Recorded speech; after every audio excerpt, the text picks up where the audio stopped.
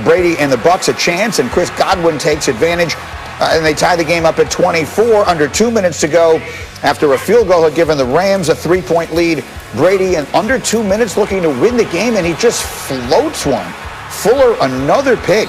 Brady's second interception of the game, costly, and the Rams win 27-24. Now, every week our friends at Subway ask us to bring you the good calls. Good calls brought to you by Subway, and the Rams defense made some good calls last night, particularly in the second half, just shutting down the Buccaneers. Brady threw for just 90 yards on double the amount of pressures in the second half, threw 2 interceptions after throwing none in the first half. So we come out of last night's game, a game that I sort of led into saying could easily be a preview of an NFC playoff game or even the NFC championship game. So let's do this. Dan Graziano, I'll start with you.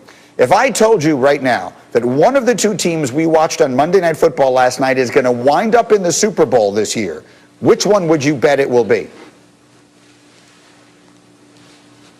Coming off of last night's game, you have to say the Rams. They look like the better team. Tampa Bay looks like kind of a mess. And when you think about it in the big picture, the Rams were in the Super Bowl 2 years ago with a lot of the same people, whereas the Buccaneers team that they're putting together this year, some guys are still getting to know each other. So I don't think it's completely ridiculous to look and say that the Rams would have the better chance. They play very good defense.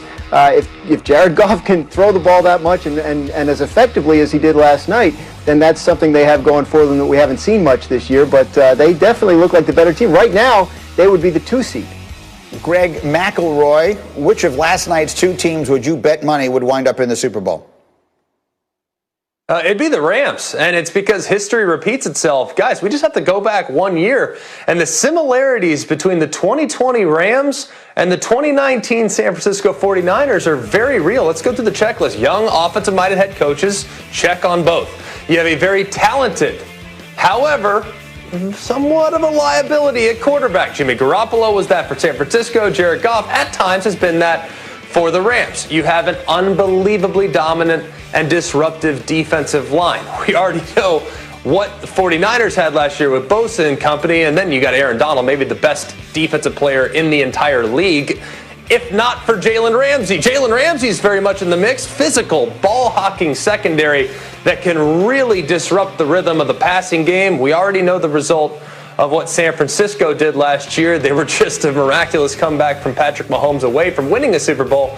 What will we see from the LA Rams? But things and I think the parallels between those two teams are somewhat there. I do worry though about Goff. I mean, I don't know how else to say that. He made a couple of really bad decisions last night. The Rams could have run away with this game if not for him making some terrible decisions in the pass game. And that defense, man, they were disruptive the entire night. So I really like what I've seen so far outside of the occasional bad decision from Jared Goff.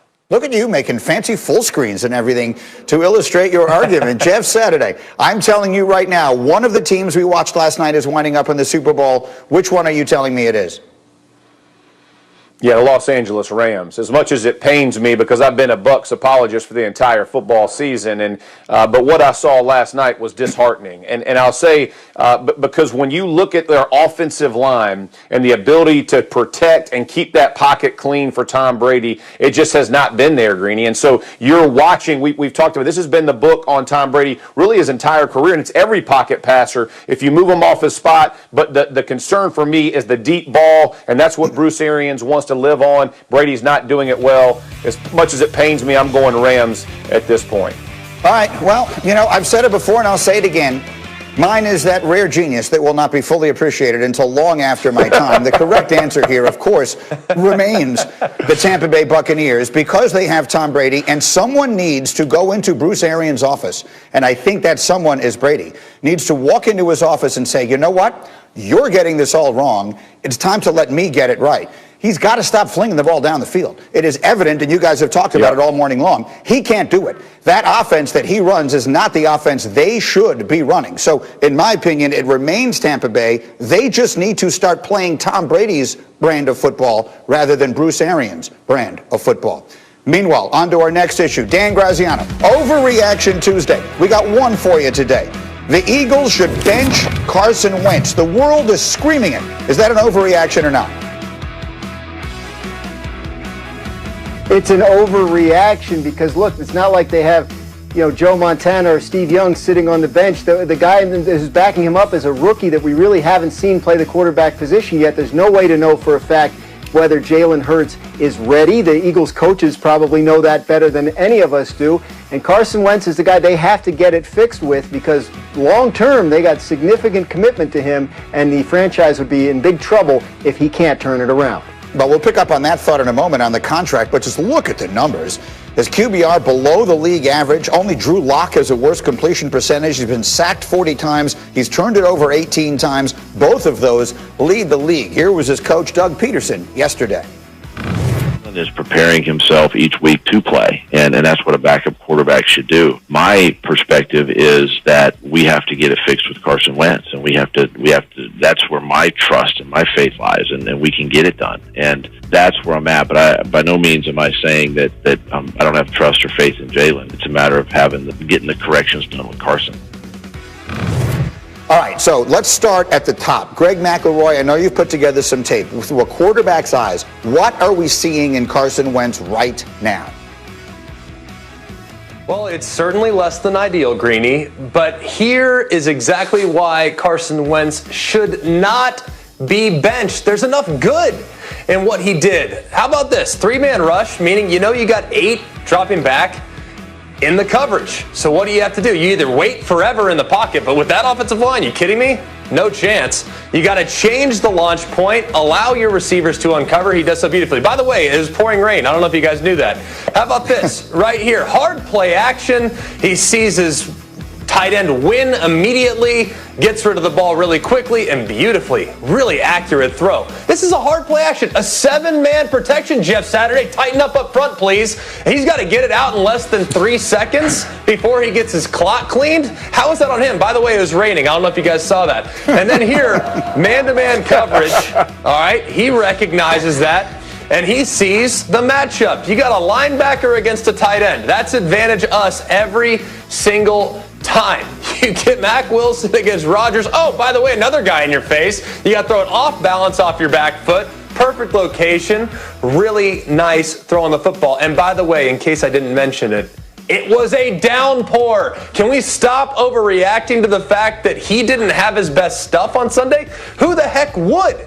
Under those conditions. It was pouring rain. It was an impossible circumstance, and it's not all about Carson Wentz. The problems around him are very evident. The offensive line is leaky as can be, no pun intended with the rain, and the receivers really aren't that great to begin with. So I think they got a lot of things to tighten up. Their quarterback's the one piece that I still do trust. All right, that's well done. But the reality of it, Jeff, is that, yes, the problem with Carson Wentz has never been that we don't see the spectacular plays. You see the spectacular stuff. It's the huge mistakes that kill him and kill his team sometimes. Jeff, what are you seeing? Yeah, he can't anticipate any throw. And listen, you can talk about all the quarterback factors you want. Anticipation's got to be top on your list, more than arm strength, more than athleticism, because if you can't anticipate a throw, you can't throw guys open. And I love the tape that Greg just put together, but let me help you with offensive line. Their offensive line has not played well, but 32 of the 40 sacks that have come on Carson Wentz have been after 4 seconds, Greg. 4 seconds, brother. You can't block that much. That means you're not anticipating a throw, dude. I don't care if it's raining or not. Can I see that the guy's run out in the flat? I don't want to double pump and then throw it so the guy can take it and pick 6. That's got nothing to do with the offensive line. And listen, I'm not trying to say that there's other areas of the football team that need to be fixed, but Carson Wentz is $100 million man. If he is part of your problem on the Eagles, that has to be the last problem. I mean, are you kidding me? Like, you've given him all the money. He can't be part of the problem, and he is. His anticipation, his hesitation is absolutely killing this offense. And again, you're holding the ball that long, it means you don't know where to go with it. So either he and Doug need to get together or they got to make a change. Something's got to give, because at this point, it's not getting better. You're literally watching a sinking ship because of all the rain, Greg. That's what you're watching.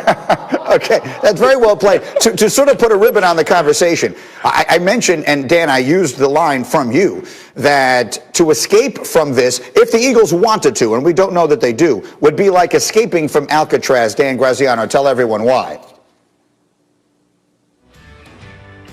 He's got $30 million coming this year. He's got a fully guaranteed $25.4 million coming next year. As of this coming March, 4 months from now, a $15 million roster bonus for 2022 becomes fully guaranteed. If they cut him this year, it's going to be a $60 million dead cap hit. If they cut him in the 2022 offseason, it's a $40 million dead cap hit. They are stuck with Carson Wentz. They have to get it fixed because, frankly, that is a lot of money to pay a guy to not play for you, and it's also a lot of money, Greg McElroy, to pay a guy that can't play in the rain. Okay, we will leave it there. We could put the show on the Weather Channel. We had so much rain conversation. All right, as we continue.